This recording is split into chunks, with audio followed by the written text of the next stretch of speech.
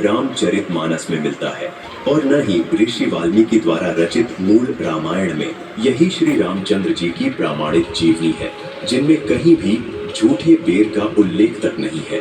दर्शकों, सच्चाई यह है कि भक्तमती भीलनी के झूठे बेर श्री रामचंद्र जी ने नहीं खाए थे, बल्कि शबरी के भक्तिभाव से भरे वे झूठे बेर स्वयं जगन्नाथ महाप्रभु ने खाए थे, जो 16 महाकलाओं से पूर्ण अविनाशी परमात्मा है। दूसरा, दर्शकों, सुदामा जी की अति निर्धनता और उनके चावल खाने के बाद महल बनने का प्रसंग हम सबने सुना है, लेकिन यहाँ एक बहुत बड़ा भ्रम फैलाया गया है कि सुदामा का महल श्री कृष्ण जी ने बनवाया था।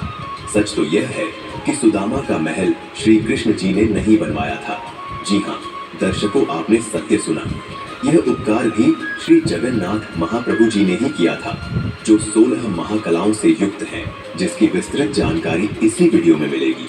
दर्शकों, अब एक बहुत ही विशेष और विचारणीय विषय है। दुनिया के तमाम हिंदू धर्म गुरु और प्रसिद्ध संत एक स्वर में यह दावा करते हैं कि प्रारब्ध यानी पिछले जन्म के कर्म तो हर हाल में भोगने ही पड़ेंगे।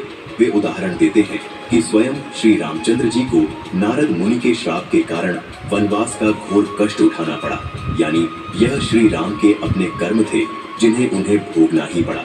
यहाँ तक कि श्री कृष्ण जी भी इस कर्म चक्र से अछूते नहीं रहे और उन्हें भी अंत में अपने कर्मों का हिसाब चुकता करना पड़ा।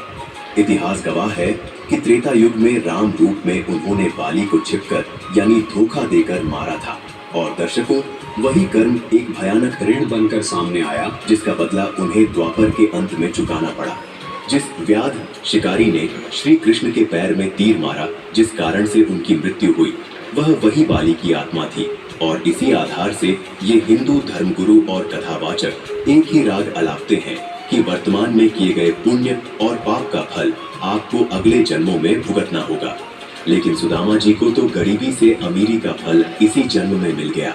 यह सबसे बड़ा सबूत है कि सुदामा का कष्ट मिटाना श्री कृष्ण या राम के बस की बात नहीं थी, क्योंकि वह स्वयं कर्म बंधन में है। यह फल केवल 16 महाकलाओं से युक्त श्री जगन्नाथ महाप्रभु जी यानी कबीर परमेश्वर ही दे सकते हैं।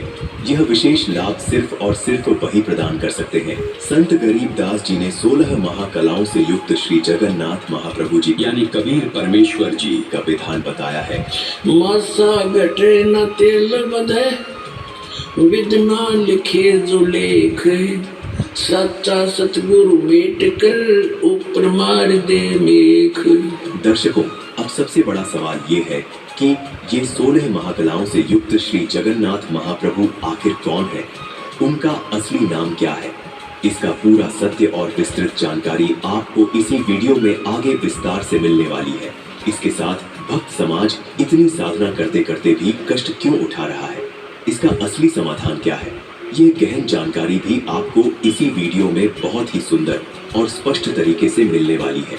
तथा विश्व में शांति तथा आपसी भाईचारा कैसे स्थापित होगा, इसका बहुत ही सटीक और साइंटिफिक तरीके से समाधान इस वीडियो में दिया गया है।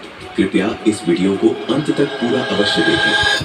पूर्ण ब्रह्म कबीर का अंश वह जग का रखवाला,